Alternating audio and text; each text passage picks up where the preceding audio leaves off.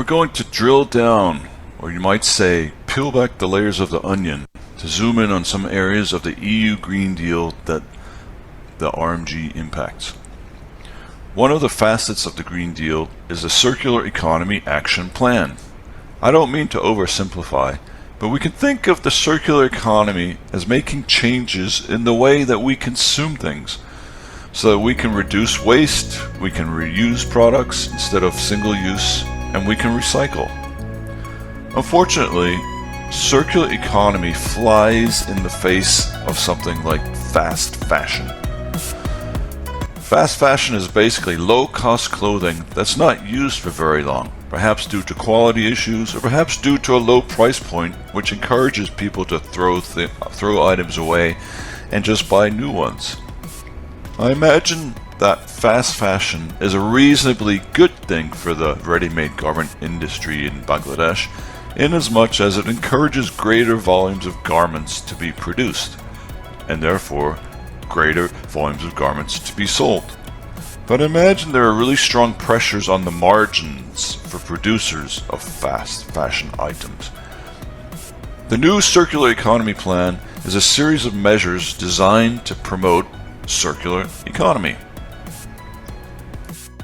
One of the circular economy measures is the Sustainable Products Initiative, number 3, encircled on the diagram on the screen.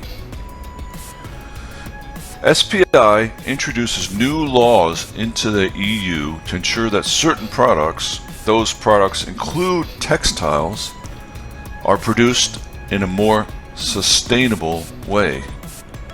We can already see the impact of this in the Bangladesh ready-made garment sector. Cotton is a highly recyclable material, and some Bangladeshi companies are investing in recycled yarn plants, for example. I read a report recently that indicated that Bangladesh produces close to 6 million tons of textile waste each year. The majority of that waste is not recycled, but if it were recycled, it would reduce Bangladesh's dependence on cotton imports.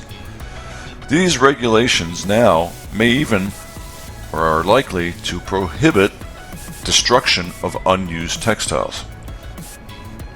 Other ways that Bangladesh is already taking steps is through things like effluent treatment plants, as well as LEED, L-E-E-D, certified buildings that are effectively energy efficient.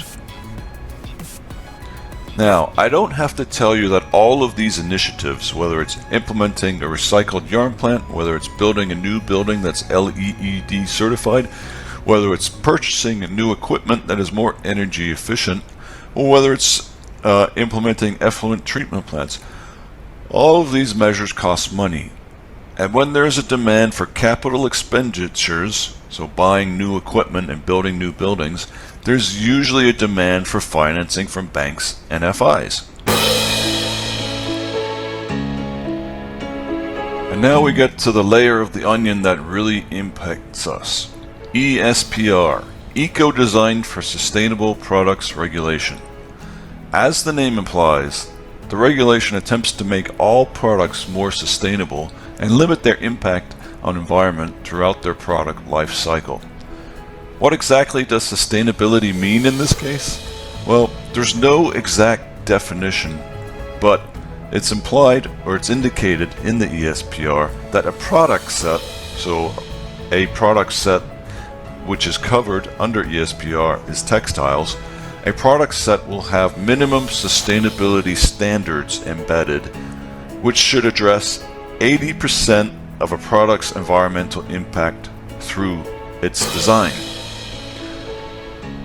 Now, ESPR aims to enhance durability, reliability, reusability, upgradability, repairability, ease of maintenance, refurbishment, recycling, energy efficiency, and resource efficiency of a product.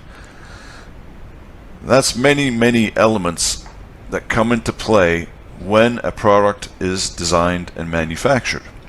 And clearly, impacting those things will have play a role in how that product's manufactured and what tools are used to manufacture the product. Fashion brands that are selling into the EU that emphasizes durability, it emphasizes recyclability, and emphasizes the use of recycled materials. Now, the ESPR will enhance transparency and traceability, and the intent of doing that is to allow consumers to make informed choices. These eco-design textile requirements are going to be finalized by mid-2025. And I'll mention now that social aspects, or the social element of sustainability, because when we think of sustainability, we think of both environmental and social elements. The social elements are being instructed to be considered in ESPR by way of a separate initiative, which is something called the Proposed Corporate Sustainability Due Diligence Directive, CSDDD. CSDDD has actually gotten a lot of press, and we're going to discuss it in a bit more detail in just a moment. But so what happens is that the ESPR points rights and labor issues, including wages and safe working environment, both of which impact the Bangladesh RMG sector, are considered. But more on that in just a moment. The ESPR also introduces a digital passport requirement. The goal is to enhance transparency, and it serves as a comprehensive digital record for important product-related information. Once the ESPR is adopted, companies must make their products' digital passports accessible on a website. By using a data carrier like a QR code, the DPP, or digital passport, will include essential information about a product's environmental and sustainability characteristics, including details about materials used, about its recyclability, and about its repairability. Clearly, it's going to be incumbent on RMG exporters to provide this information for every single product they manufacture. And not only that, but obviously they need to ensure that the information that's contained in there about the product's origin, how it's produced, how recyclable it is, all that information needs to align with the minimum sustainability standards.